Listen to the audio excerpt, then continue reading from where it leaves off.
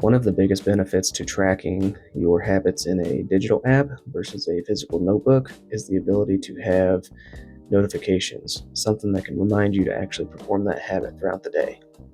I've been a web developer for about 10 years now, and I've never had to actually develop notifications into a system. So let's learn how to add notifications to our habit tracker block. Since I knew nothing about web notifications, I started off by learning and taking some notes, just to make sure I understood it. And then I went into creating a service worker, which is just a couple of event listeners, one for push subscriptions and one for notification clicks. Next, I had to decide where I wanted my notifications to actually be handled. So I decided on a per habit basis. If you open up the settings, down here at the bottom, you're going to have your daily reminders. You can toggle those on and off, and you can set the time in which the notification will occur.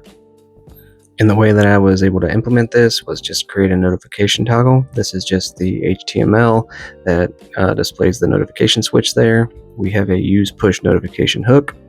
Inside that hook is where we actually do all the work. Inside here, basically what we're going to do is actually subscribe to the push and save the push notifications to our database. That's basically saving a address where our backend service knows to send the notifications to. And this is just my push.ts. Basically, this is what's saving the information to the database.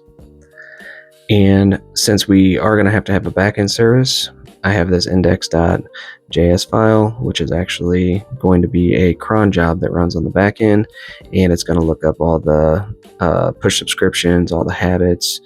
It's going to run every minute, and it's going to send notifications to the browser.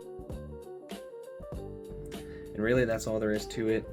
I'm sure there is some discrepancies in there. This is the first time that I'm doing it, but I have confirmed that notifications do work, which is pretty cool. So now it's just to optimization. If you know any way that I can improve on how these notifications work, just let me know. And as always, have fun coding.